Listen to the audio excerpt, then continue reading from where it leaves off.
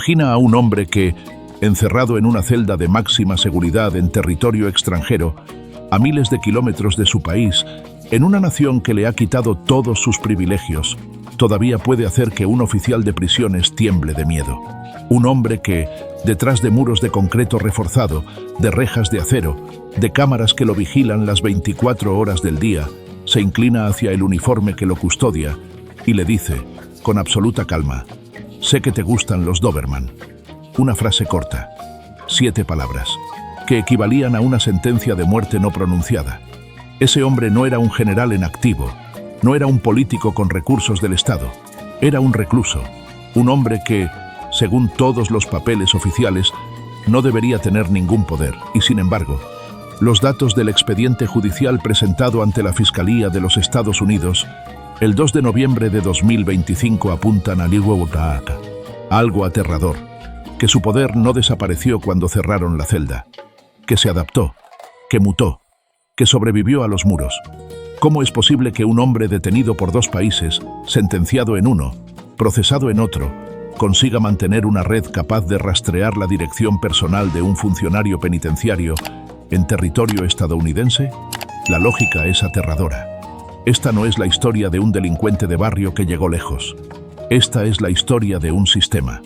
Un sistema que permitió que un joven de Nuevo Laredo, sin entrenamiento militar, sin riqueza heredada, sin título universitario, ascendiera hasta convertirse en el líder de uno de los cárteles más violentos en la historia contemporánea de América Latina. Un hombre cuyo alias, Z42, se convirtió en sinónimo de terror en 3 estados del noreste de México. Su nombre es Óscar Omar Treviño Morales. Nació el 26 de enero de 1974 en Nuevo Laredo, Tamaulipas. Hoy enfrenta cargos en una corte federal en Washington, D.C., que incluyen crimen organizado continuo, tráfico de cocaína y marihuana, lavado de dinero y conspiración para cometer asesinatos en múltiples países. Los cargos conllevan una pena máxima de cadena perpetua o muerte. La pregunta que este video no puede ignorar es la siguiente: ¿fue su ascenso producto de su violencia o fue posible gracias a la complicidad de las instituciones que debían detenerlo? Bienvenidos a Crónicas del Mal. En el siguiente contenido vas a conocer y descubrir 7 verdades sobre el caso del Z42, que el sistema tardó años en reconocer. Primero, desentrañaremos los orígenes humildes y los primeros pasos criminales de la familia Treviño Morales. Una saga familiar que comenzó en el anonimato y terminó controlando el narcotráfico en el noreste de México. Segundo, revelaremos cómo los Zetas se convirtieron en el cártel más temido del continente, no por sus conexiones, sino por una capacidad de violencia que superó todo precedente histórico en México. Tercero, desclasificaremos los detalles de la masacre de Allende, Coahuila, uno de los crímenes más atroces del México moderno, en el que una filtración de la propia DEA detonó la muerte de hasta 300 personas inocentes. Cuarto, escucharás cómo el Z42, estando ya preso en México, continuó dando órdenes desde el interior de las prisiones más seguras del país, incluyendo el temido Altiplano, coordinando asesinatos de personal penitenciario. Quinto, conocerás el escándalo diplomático que rodeó su extradición a Estados Unidos el 27 de febrero de 2025, una entrega que muchos vinculan con negociaciones arancelarias entre México y la administración Trump, en lo que sería un canje político sin precedentes. Sexto, revelaremos la amenaza que el Z42 lanzó contra un guardia estadounidense desde su celda en Virginia, con 7 palabras que pusieron en alerta máxima al sistema penitenciario de los Estados Unidos. Séptimo, quédate hasta el final porque ese último punto revela por qué, a pesar de estar en la prisión más restrictiva de Pensilvania, los fiscales de Washington, D.C. siguen insistiendo en que este hombre es capaz de ordenar ejecuciones desde detrás de las rejas, y lo que eso dice sobre la impunidad que el Estado construyó durante décadas. La verdad sobre el narco en México es incómoda, es profunda, y necesitamos que se escuche. Por eso, si estás viendo este video y crees que historias como esta deben salir a la luz, suscríbete ahora mismo a este canal y activa la campana de notificaciones. No te cubrimos la verdad con espectáculo. Te la damos directa, documentada y sin filtros. Pero antes de continuar, necesitamos saber algo de ti. Escribe ahora mismo en los comentarios desde qué ciudad o país nos estás viendo. Pueden ser Monterrey, Guadalajara, Los Ángeles, Ciudad de México, Houston o cualquier rincón del mundo. Si eres del noreste de México, si conociste de cerca la época de los Zetas, si tu familia o comunidad vivió esos años de terror, escríbelo. Tu testimonio importa. Tu historia es parte de esta historia, el suelo que produjo a los Zetas. Para entender al Z42, hay que entender primero el territorio que lo formó. Nuevo Laredo, Tamaulipas. No es una ciudad cualquiera.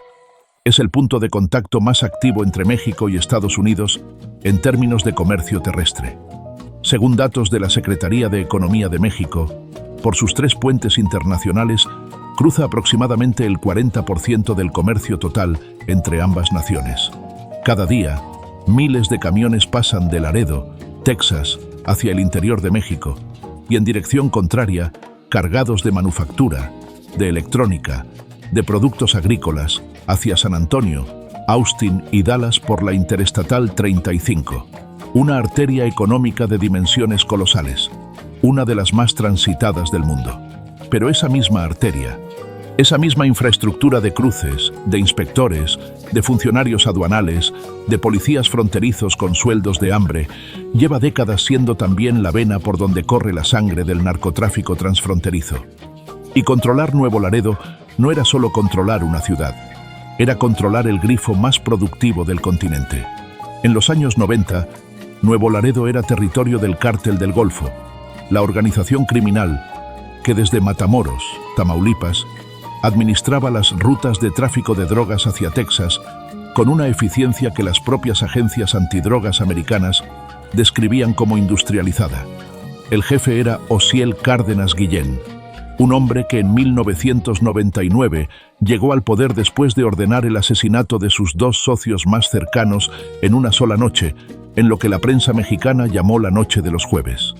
Cárdenas Guillén era inteligente y era paranoico, y a medida que su organización creció y sus enemigos también, entendió que necesitaba algo que ningún cártel anterior había tenido: soldados reales, no sicarios improvisados, no pandilleros reciclados, soldados con entrenamiento de élite, con conocimiento táctico, con disciplina militar y con capacidad para enfrentar al propio ejército en campo abierto. Y los encontró dentro del propio ejército.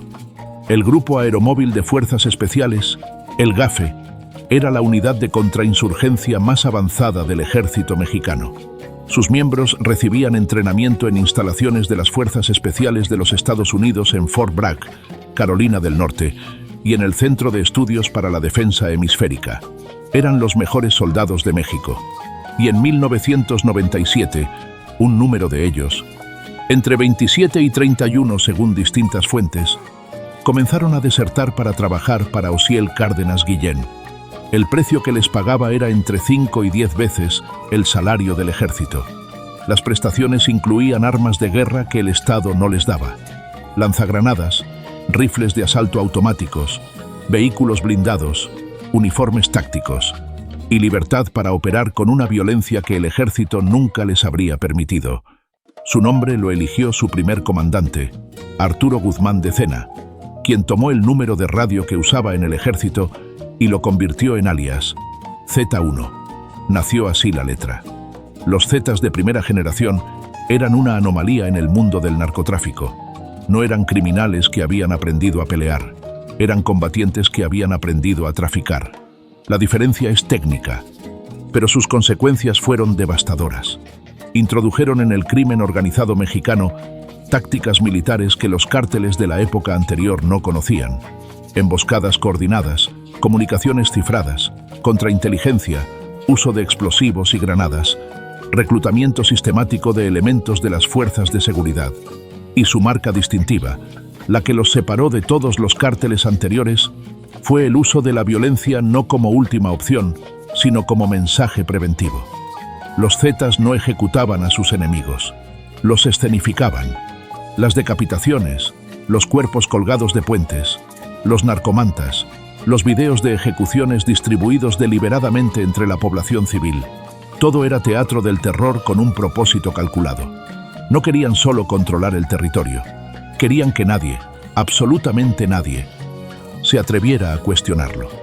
En ese universo que los Zetas de primera generación construyeron, en esa estructura donde la violencia era moneda y el miedo era capital, comenzaron a moverse los hermanos Treviño. En una casa modesta de Nuevo Laredo, en el seno de esa familia numerosa, los hijos de Rodolfo Treviño y María Arcelia Morales crecieron en la frontera con todo lo que eso implica.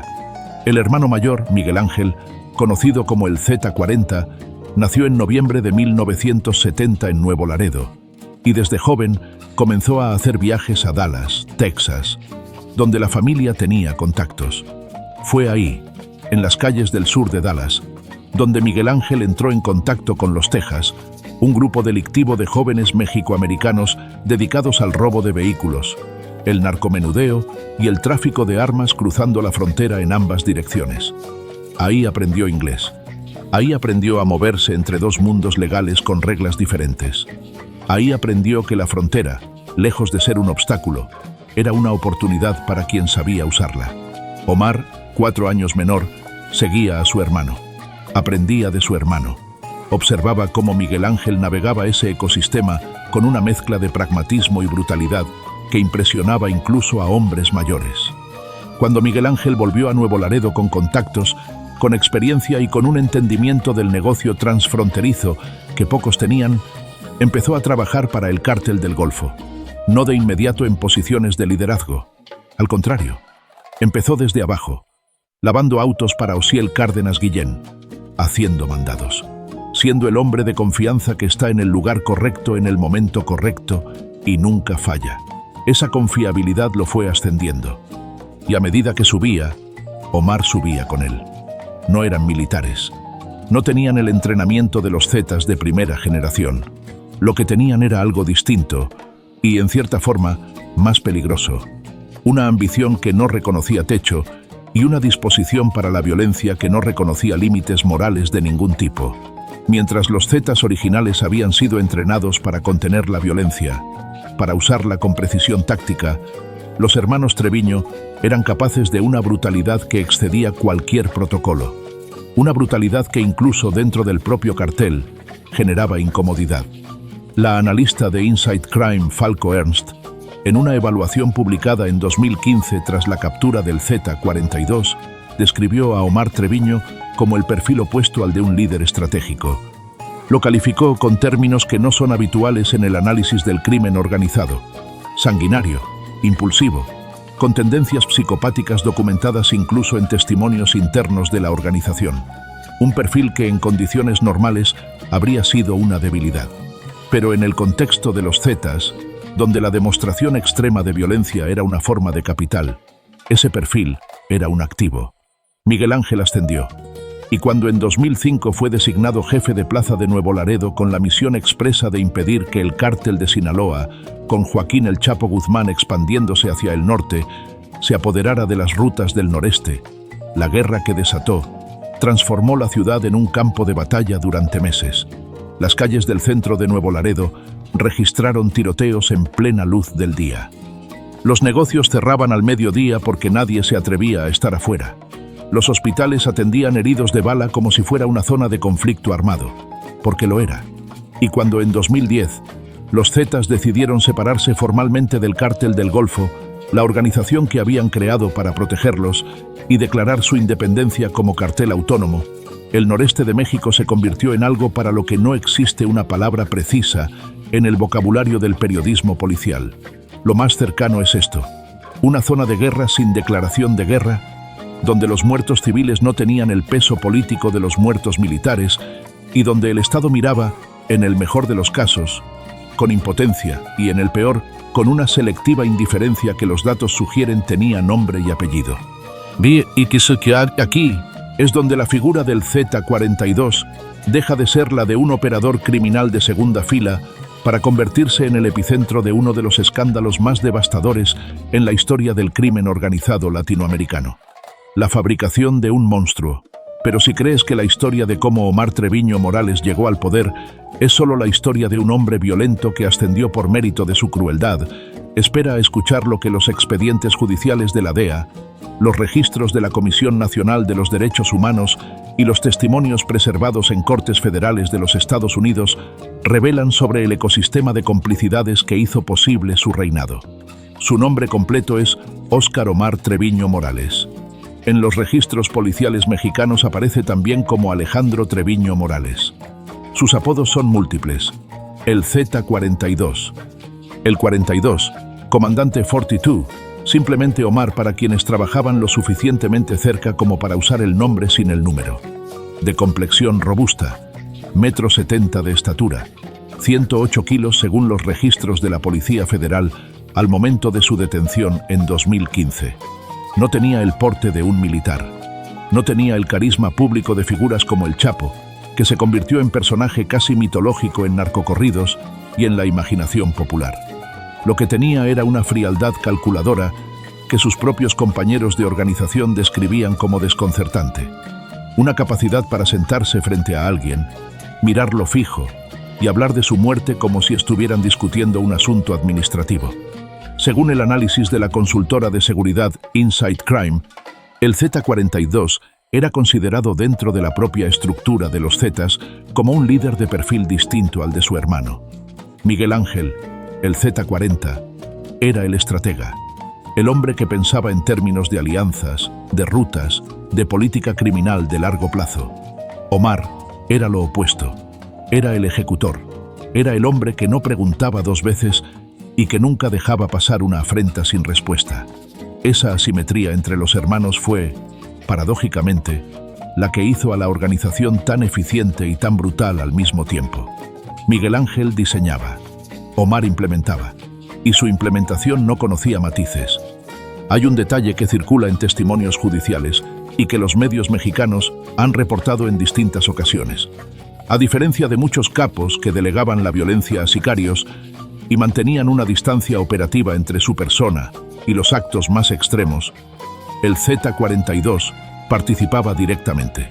No siempre, pero lo suficiente como para que dentro de la organización circularan relatos que establecían su reputación de manera inequívoca. Era el tipo de reputación que no necesitas publicitar porque se propaga sola, de boca en boca, entre las células del cártel, entre los rivales, entre los policías municipales que recibían instrucciones de no interferir con ciertos convoyes en ciertos horarios. Entre 2013, cuando su hermano cayó, y 2015, cuando fue capturado, el Z-42 operó desde un triángulo geográfico que abarcaba 3 zonas estratégicas: Nuevo Laredo en Tamaulipas, su ciudad natal y la plaza más valiosa del noreste; Piedras Negras en Coahuila, punto de cruce fronterizo con Eagle Pass, Texas, y zona de extracción de los recursos petroleros del estado; y el área metropolitana de Monterrey en Nuevo León, la capital industrial del norte de México, donde los Zetas habían instalado estructuras de lavado de dinero vinculadas a negocios legales en construcción, ganadería y transporte. Se movía en convoyes. Nunca dormía 2 noches seguidas en el mismo lugar. Cambiaba de vehículo con frecuencia. Usaba teléfonos de un solo uso. Los análisis de inteligencia de la Policía Federal de esa época indicaban que la red de avanzada que cubría sus desplazamientos incluía halcones, es decir, vigilantes civiles pagados para reportar movimientos de fuerzas del orden en al menos 47 municipios del noreste mexicano. No era paranoia, era infraestructura, y esa infraestructura se extendía hacia adentro del propio aparato estatal. Según el expediente de la Fiscalía General de la República, en el municipio de Allende, Coahuila, los Zetas mantenían en su nómina a aproximadamente 40 elementos de la Policía Municipal al momento de los hechos de marzo de 2011. En otros municipios de Coahuila y Tamaulipas, los registros de investigaciones posteriores documentaron que jefes policiales, alcaldes y en algunos casos funcionarios de nivel estatal recibían pagos regulares de la organización. El mecanismo era conocido en los propios pueblos, aunque nadie lo pronunciaba en voz alta, por las razones obvias. Según el expediente criminal presentado ante el Tribunal Federal del Distrito de Columbia en octubre de 2024, y según reportes de la Fiscalía de Coahuila que han sido citados por medios como Proceso y Milenio, Omar Treviño Morales En una declaración ante la Fiscalía Especializada en Localización y Búsqueda de Personas Desaparecidas de Coahuila, admitió haber ordenado la muerte de no menos de 2.000 personas, cuyos cuerpos, según sus propias palabras, podían localizarse en las presas del norte del país. 2.000 personas, no ejecutadas en el calor de un enfrentamiento, ordenadas, planeadas, administradas como un recurso empresarial, con la misma lógica fría con la que se administra cualquier problema operativo en una organización que piensa en términos de control territorial y disuasión. 2.000 personas. Para dar contexto, esa cifra supera el número de víctimas civiles de algunos conflictos armados internacionales reconocidos como guerras. Y en el caso del Z-42, no hay declaración de guerra, no hay zona de combate oficial, no hay cobertura mediática equivalente. Solo hay familias que esperaron noticias que nunca llegaron. La misma declaración fue citada en el informe del Comité de Derechos Humanos del Senado mexicano en 2020, en el contexto de los debates sobre la ley de desaparición forzada. El dato quedó en el registro. No generó ningún titular de primera plana que durara más de un día. El hombre que alguna vez lavó autos en las calles de Nuevo Laredo se convirtió en el firmante de 2.000 sentencias de muerte. Y el sistema que debía contarlo tardó años en escribirlo en papel oficial, y cuando lo hizo, lo archivó. La red de canciones que nadie podía prohibir. Hay un fenómeno cultural que rodea la historia de los Zetas y que dice algo profundo sobre la naturaleza del poder que ejercían: los narcocorridos. Los corridos de los Zetas alcanzaron una circulación masiva en el noreste de México durante los años de mayor poder de la organización, pese a que el gobierno mexicano intentó en múltiples ocasiones prohibir su transmisión en radio y televisión. Grupos como los Tucanes de Tijuana, Gerardo Ortiz y otros artistas del regional mexicano grabaron canciones que referenciaban, con distintos niveles de opacidad, el poder y la violencia de la organización. Canciones que sonaban en quinceañeras y en cantinas al mismo tiempo, que eran conocidas por los hijos de los comerciantes y por los hijos de los pistoleros por igual.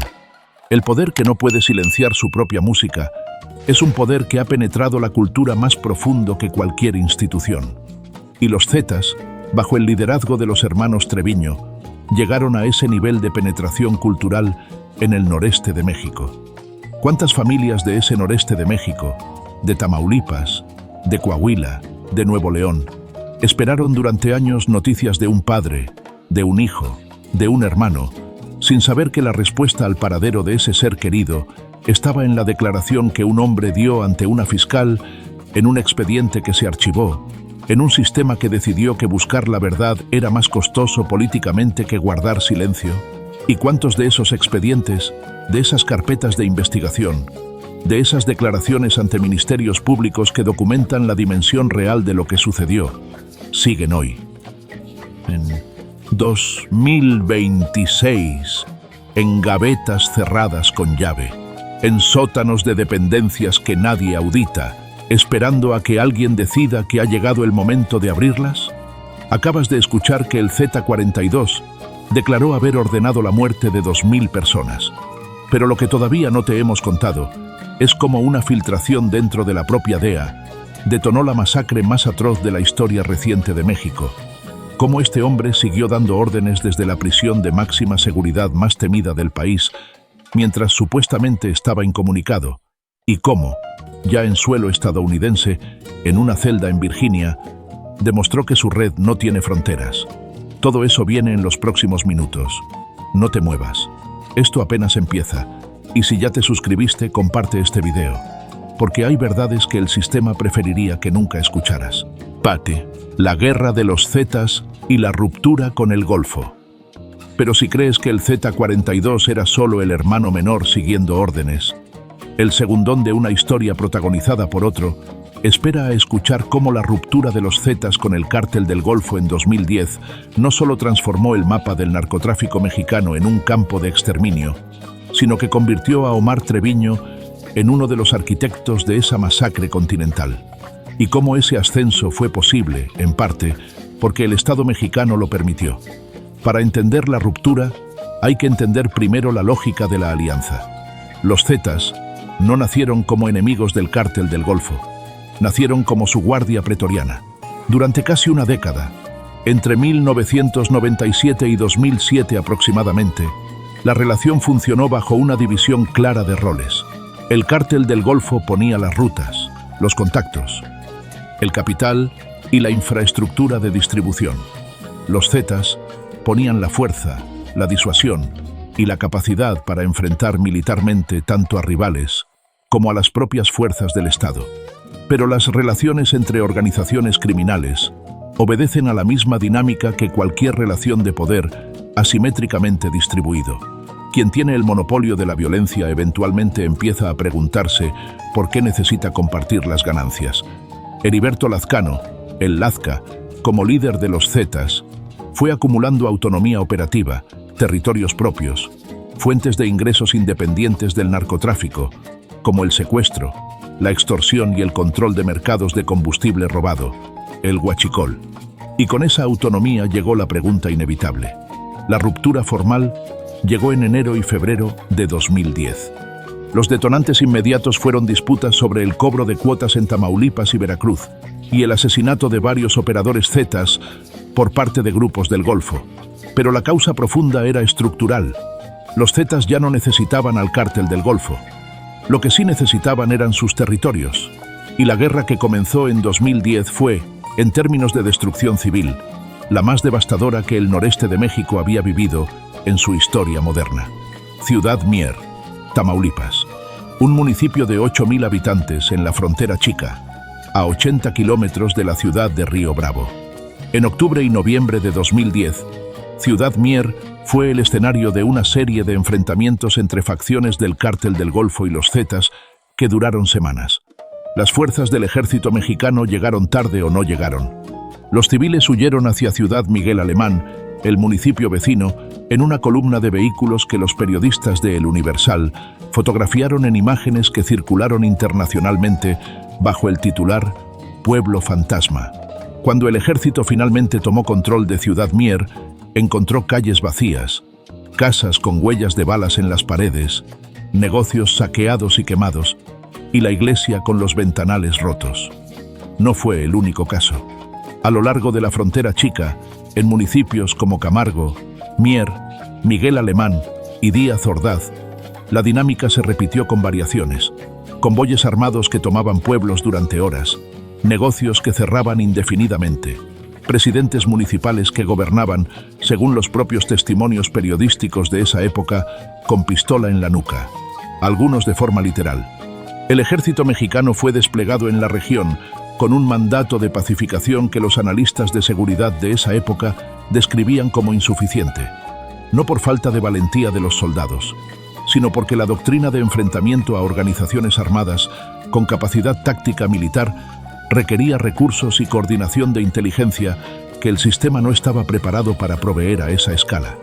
Y porque, según múltiples reportes periodísticos de esa época, la corrupción en algunos mandos medios permitía que la información sobre operativos militares llegara antes a las células Zetas que a las propias unidades de apoyo.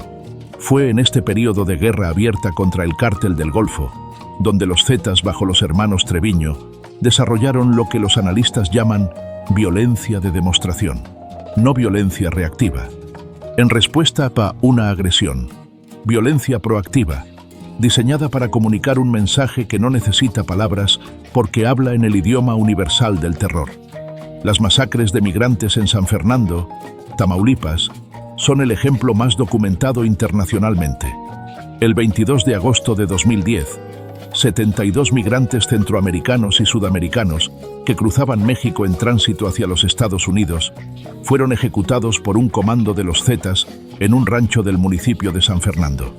El único sobreviviente, Luis Freddy Lala Pomavilla, un ecuatoriano de 19 años que escapó con un balazo en el cuello haciéndose el muerto, llegó herido a un retén del ejército y fue quien alertó a las autoridades.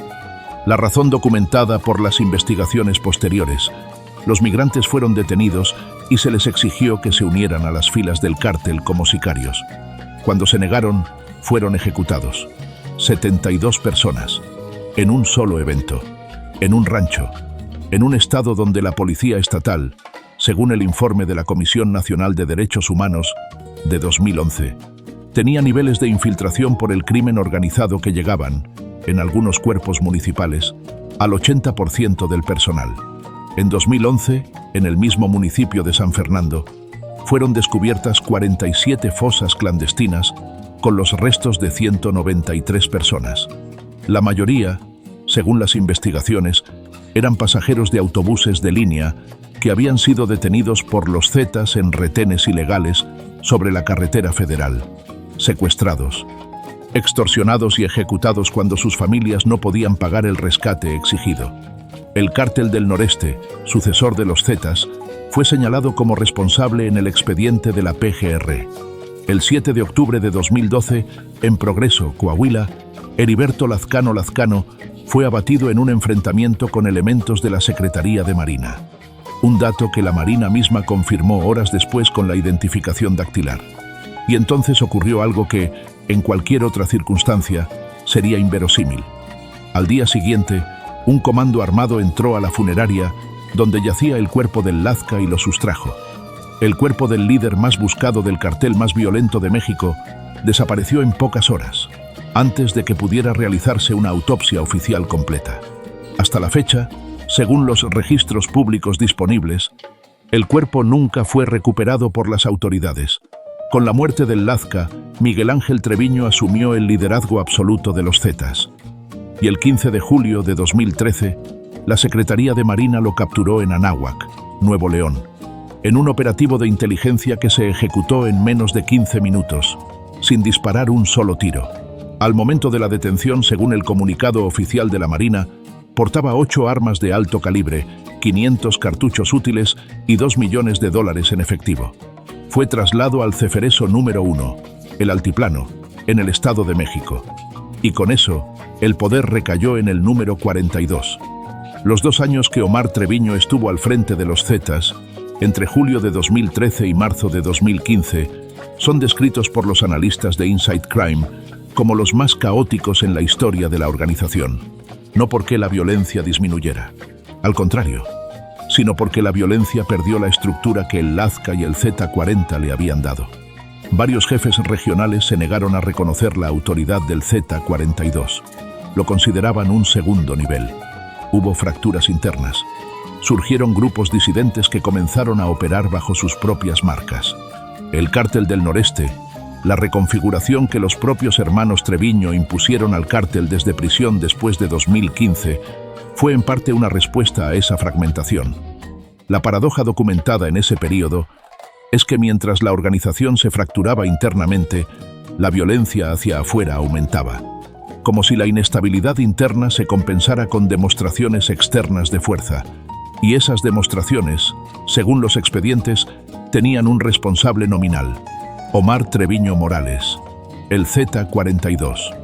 El hombre que alguna vez movilizó convoyes de 20 camionetas blindadas por las carreteras del noreste mexicano, que fue saludado por jefes de plaza en 3 estados con el protocolo reservado al líder supremo de la organización criminal más temida del continente, hoy está en una celda del FCI Lewisburg, en Pensilvania, separado de su equipo de defensa por una pared de acrílico, esperando un juicio que los propios fiscales describen como uno de los más complejos que la División Penal del Departamento de Justicia ha construido contra un cártel mexicano.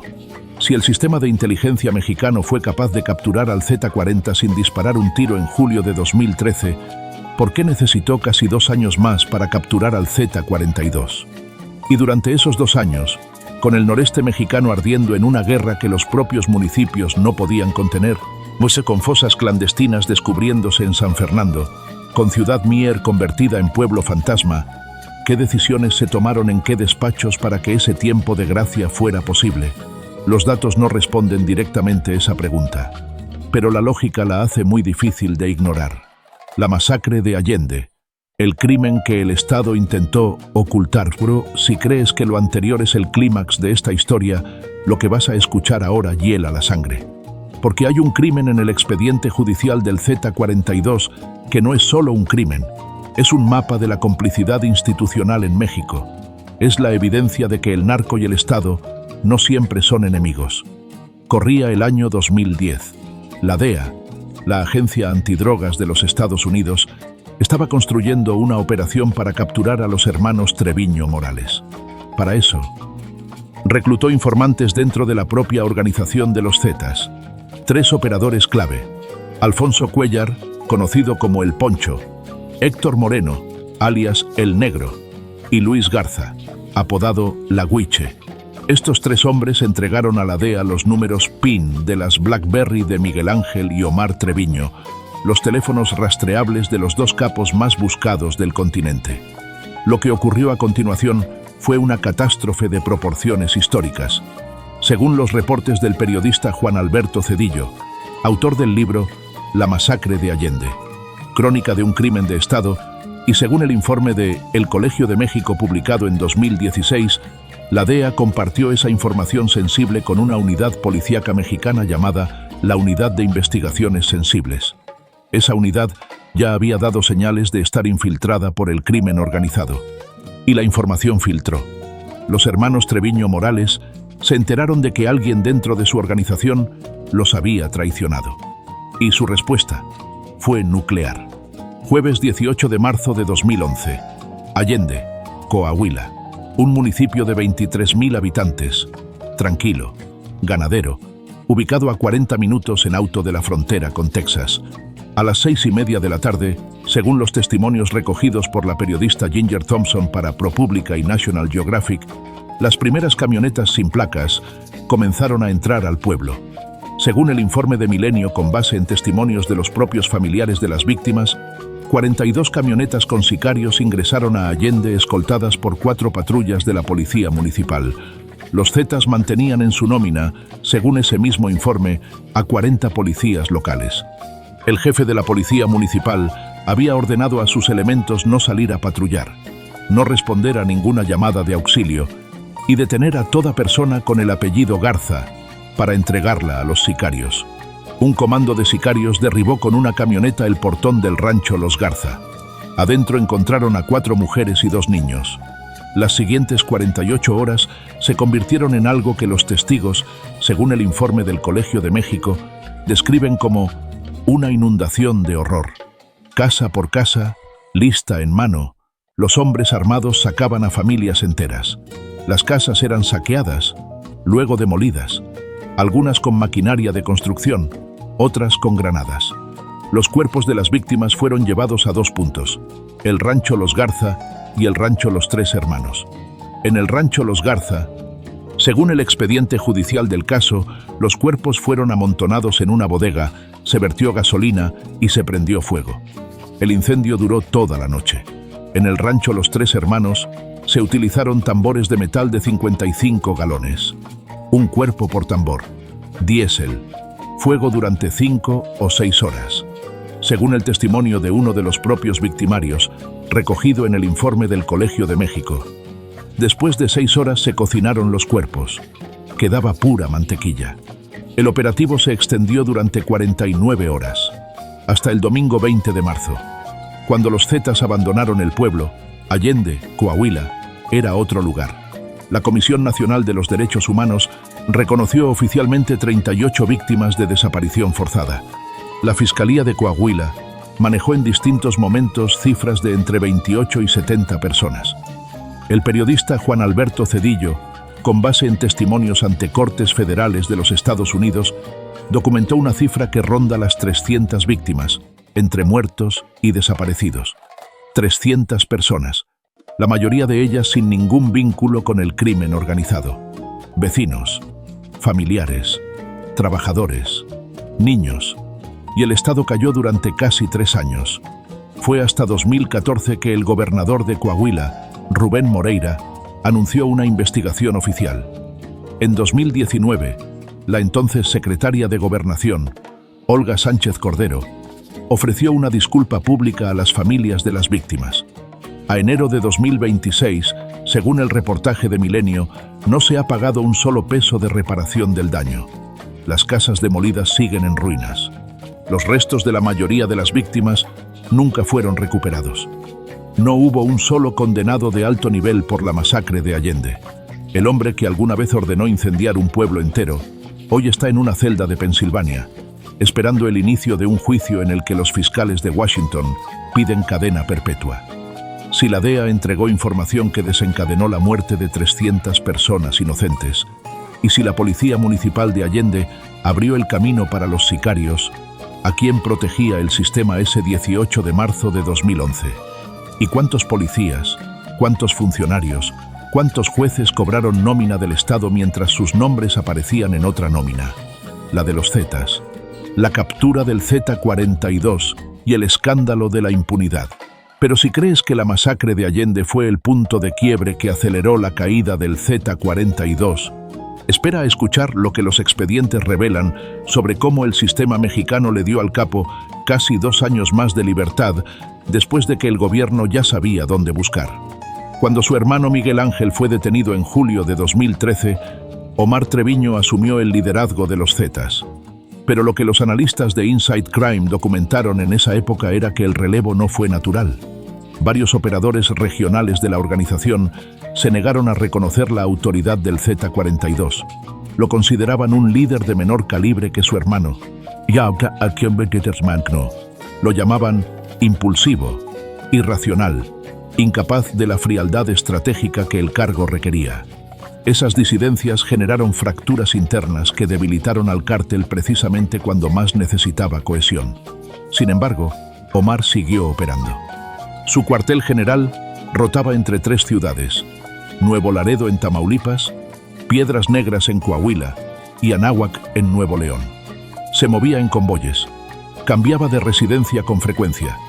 Según el Comisionado Nacional de Seguridad de esa época, Monte Alejandro Rubido, fue la detección de un operador financiero llamado Carlos Arturo Jiménez Encinas la que finalmente permitió triangular la ubicación del capo. La madrugada del 4 de marzo de 2015, a las 4 de la mañana, elementos de la Policía Federal con apoyo del Ejército Mexicano rodearon una residencia ubicada en la colonia Fuentes del Valle, en San Pedro Garza García, Nuevo León. Una zona de clase alta, con jardines iluminados, calles tranquilas, casas de varios millones de pesos. El hombre, con 11 órdenes de aprehensión activas en su contra, fue detenido sin que se disparara un solo tiro. Omar Treviño Morales, el Z-42, fue capturado intentando entrar a su propia casa. El 21 de julio de 2019, un juez federal en México sentenció al Z-42 a 18 años de prisión por el delito de operaciones con recursos de procedencia ilícita, es decir, lavado de dinero. Solo 18 años para el hombre que las propias autoridades mexicanas describían como responsable de más de 1000 ejecuciones directas. 18 años para el líder de la organización criminal que desapareció a 300 personas en Allende. 18 años por lavado de dinero, cuando pendían contra él 4 procesos penales adicionales y una orden de extradición a los Estados Unidos desde 2008.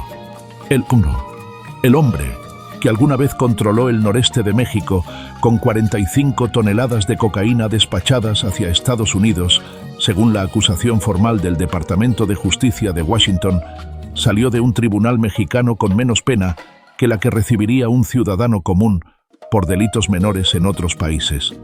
Si los datos sugieren que la pena fue desproporcionalmente baja frente a la magnitud documentada de sus crímenes, ¿qué clase de acuerdos invisibles operan dentro de los juzgados cuando el acusado tiene el apellido correcto y la capacidad de hacer que la gente que lo rodea tema por su familia? El poder desde la celda. 17 funcionarios muertos. Pero si crees que la detención del Z-42 en 2015 significó el fin de su influencia, lo que viene a continuación es, quizás, el dato más explosivo de toda esta historia. Porque lo que el titular de la Secretaría de Seguridad y Protección Ciudadana de México, Omar García Harfuch, reveló públicamente el 13 de agosto de 2025, es una bomba atómica política que obliga a repensar todo lo que creemos saber sobre las prisiones de máxima seguridad en México.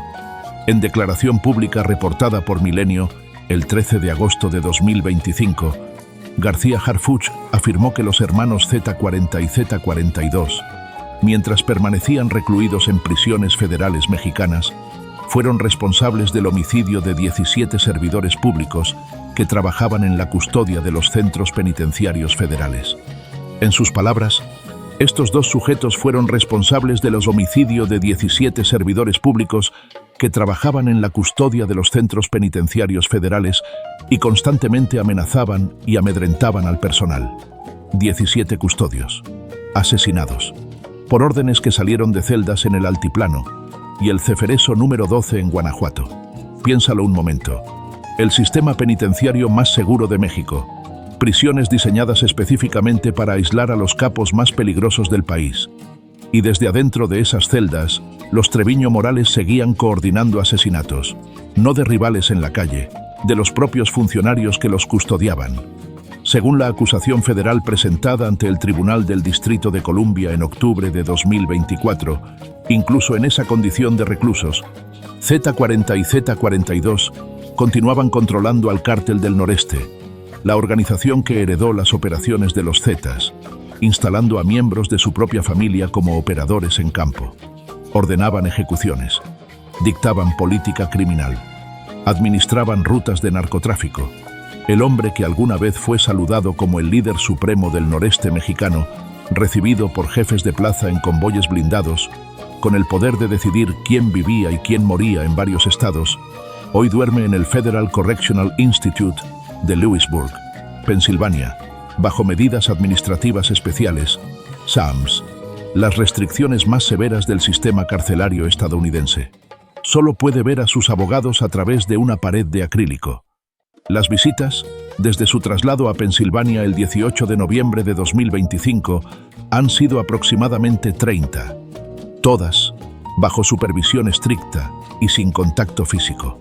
Si en México, en las prisiones más seguras del país, este hombre pudo ordenar el asesinato de 17 funcionarios sin que el sistema lo detectara a tiempo, ¿qué confianza puede tener la sociedad en que la justicia que se aplica puertas adentro es la misma que se proclama puertas afuera?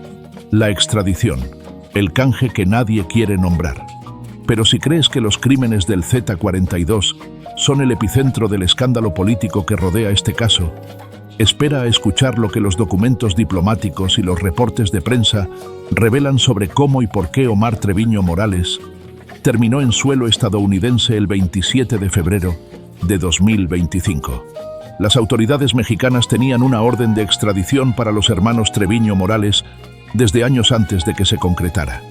Washington había presentado solicitudes formales que permanecieron estancadas durante más de una década en los tribunales mexicanos. La defensa de Miguel Ángel Treviño, el Z40, alegó en múltiples amparos que su cliente ni siquiera era la persona identificada bajo el alias Z40, argumento que los datos del expediente sugieren fue usado como estrategia dilatoria.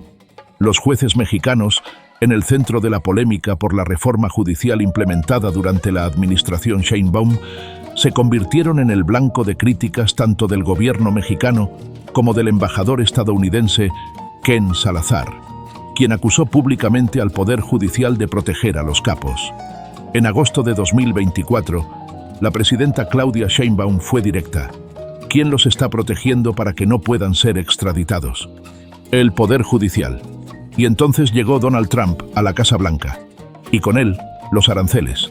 Según versiones extraoficiales ampliamente reportadas por medios como SDP Noticias y otros, la entrega de los 29 capos mexicanos a Estados Unidos el 27 de febrero de 2025, en lo que el Departamento de Justicia estadounidense llamó un acto sin precedentes, fue parte de las negociaciones bilaterales entre México y la administración Trump, en el marco de la amenaza arancelaria. El gobierno mexicano entregó criminales. La Casa Blanca moderó temporalmente las presiones económicas. Los hermanos Treviño Morales, junto con figuras como Rafael Caro Quintero y Vicente Carrillo Fuentes, el viceroy, fueron el precio del acuerdo. Los abogados de Miguel Ángel Treviño, el Z40, presentaron una moción ante el juez Trevor McFadden en Washington, exigiendo que el gobierno de Estados Unidos revelara los términos del acuerdo, argumentando que su cliente fue retirado de un centro de detención en México por fuerzas militares sin previo aviso y sin orden judicial, violando una resolución judicial mexicana vigente. La moción también señala que, de haberse seguido el proceso formal de extradición, Z40 habría tenido derecho a ser juzgado únicamente por los delitos que motivaron su primera detención en 2013, y no por los cargos nuevos y más graves que enfrenta hoy. El 14 de marzo de 2025, según el comunicado del Departamento de Justicia de los Estados Unidos, los hermanos Treviño Morales comparecieron ante un tribunal en Washington, D.C. Se les imputaron cargos de empresa criminal continua, conspiración para distribuir 5 kilogramos o más de cocaína y 1.000 kilogramos o más de marihuana con destino a los Estados Unidos, uso de armas de fuego en relación con delitos de narcotráfico y conspiración para el lavado de dinero internacional. El cargo de empresa criminal continua conlleva una pena máxima de muerte o cadena perpetua. El 20 de febrero de 2025, el Departamento de Estado de los Estados Unidos designó al Cártel del Noreste, heredero directo de los Zetas, como organización terrorista extranjera. Si dos hombres buscados por la justicia estadounidense desde 2008, señalados como responsables de masacres, asesinatos de funcionarios y décadas de narcotráfico, solo llegaron a ese tribunal como resultado de negociaciones arancelarias entre dos gobiernos, ¿de qué hablamos cuando hablamos de justicia? ¿O estamos hablando de diplomacia disfrazada de sentencia? Ahora necesitamos que seas partícipe de esta historia.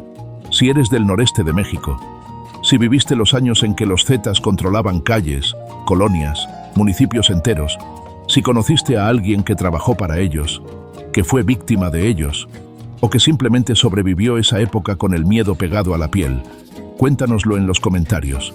Si tu ciudad o tu comunidad fue tocada por los Zetas o el Cártel del Noreste, escríbelo. No tu nombre, no datos que te identifiquen, solo tu historia. Porque hay versiones de lo que pasó en Tamaulipas, en Coahuila, en Nuevo León, que los expedientes judiciales no capturan, que la prensa no cubrió, que viven en la memoria de las personas que lo vivieron. La información es poder, y tú tienes información que vale. ¿Te gustan? Los Doberman, el escándalo en suelo americano. Y llegamos al punto que justificó quedarse hasta aquí. Porque si crees que la historia del Z-42 terminó cuando aterrizó en suelo estadounidense, espera a escuchar lo que ocurrió el 2 de noviembre de 2025 en el Centro de Detención para Adultos de Alexandria, Virginia. Un incidente que el propio Departamento de Justicia de los Estados Unidos tomó con suficiente seriedad para trasladar al recluso a la prisión federal más restrictiva de Pensilvania. Omar Treviño Morales llevaba meses en suelo estadounidense. Había pasado ya por dos establecimientos: la Northern Neck Regional Jail en Warsaw, Virginia, donde ingresó junto a su hermano el día mismo de su entrega, y el Centro Metropolitano de Detención de Brooklyn, Nueva York, donde estuvo brevemente junto a otros narcotraficantes extraditados, como Rafael Caro Quintero y el Mayo Zambada. Luego lo trasladaron al ADC de Alexandria, en Virginia, un centro de detención para adultos relativamente cercano a la Corte Federal, donde se llevaba su caso. Era, en términos relativos, una concesión logística. Su defensa la había pedido precisamente para facilitar el contacto con sus abogados. El 2 de noviembre de 2025, según los documentos del expediente judicial del caso, en un intercambio con un guardia del ADC, Omar Treviño Morales pronunció 7 palabras. Sé que te gustan los Doberman. El guardia quedó estático, porque nadie le había dicho nada al detenido sobre sus perros. Nadie le había dicho nada sobre su vida personal.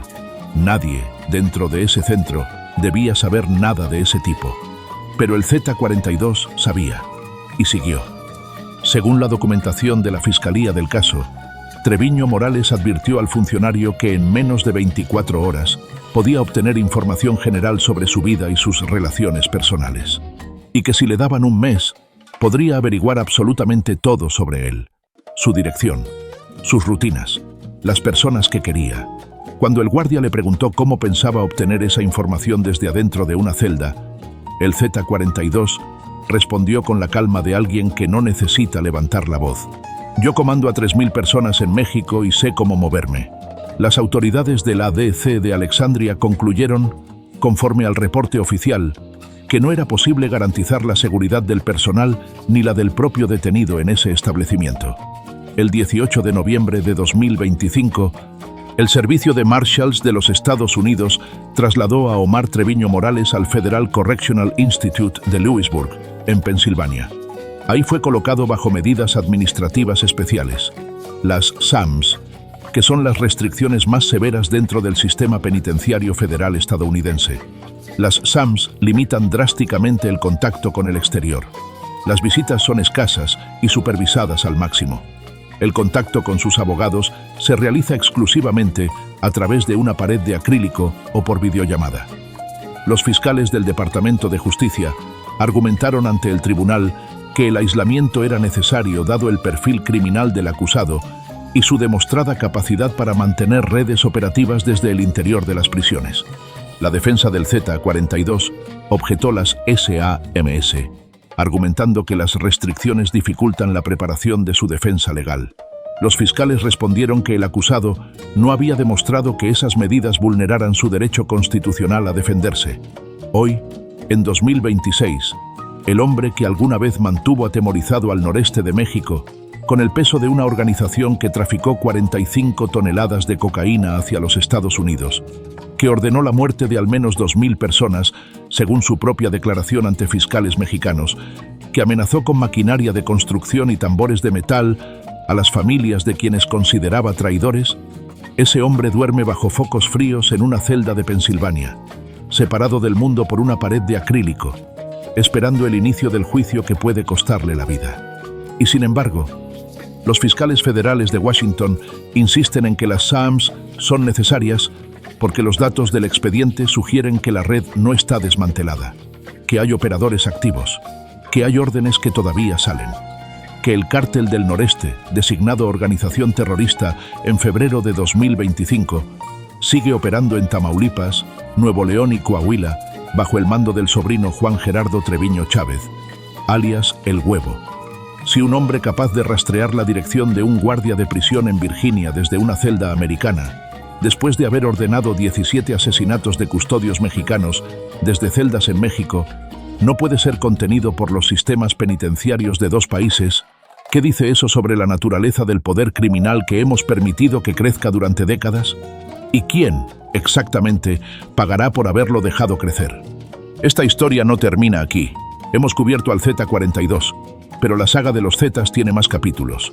Hay un hombre que los analistas de seguridad consideran incluso más violento que Omar.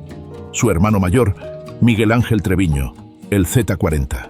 El hombre que, capturado con $2 millones en efectivo y 8 armas de alto calibre, el que lleva el peso de masacres como la de San Fernando en 2010, donde 72 migrantes centroamericanos fueron ejecutados por no pagar extorsiones. ¿Quieren que sea el próximo episodio? Escríbanlo en los comentarios. Y si hay algún ángulo de esta historia que quieren que profundicemos, algún personaje que consideran que merece un video completo, alguna región del país donde la violencia del CDN todavía es un tema pendiente de contar, díganoslo ahora. Este canal existe porque ustedes siguen preguntando. Mientras haya preguntas, seguiremos buscando respuestas. Hemos recorrido juntos 7 revelaciones sobre el caso del Z-42 y la red criminal que ayudó a construir. Conocimos los orígenes de una familia de Nuevo Laredo que pasó de la pobreza y el crimen callejero al control del narcotráfico en el noreste de México.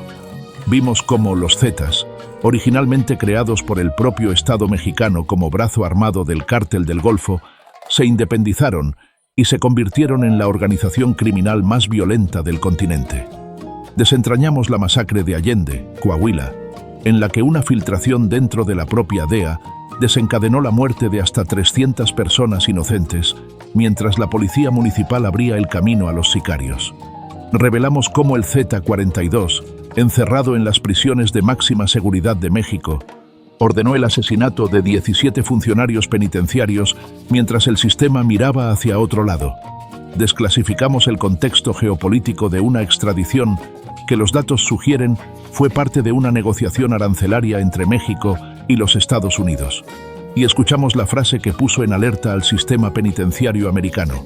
7 palabras pronunciadas en una celda de Virginia que demostraron que el poder del Z-42 no reconoce muros. Hoy, en 2026, Omar Treviño Morales enfrenta cargos en Washington, D.C., que incluyen cadena perpetua o pena de muerte. El juicio está en marcha. Las víctimas de Allende siguen esperando una reparación que nunca llegó. Y el Cártel del Noreste, el heredero de todo lo que los Treviño construyeron, sigue operando. La pregunta para el debate de hoy es esta. ¿Creen que 18 años de sentencia en México y ahora cadena perpetua o muerte en Estados Unidos representan justicia suficiente para los crímenes documentados del Z-42? ¿O estamos ante un caso más de impunidad disfrazada de proceso judicial? Escríbanlo en los comentarios.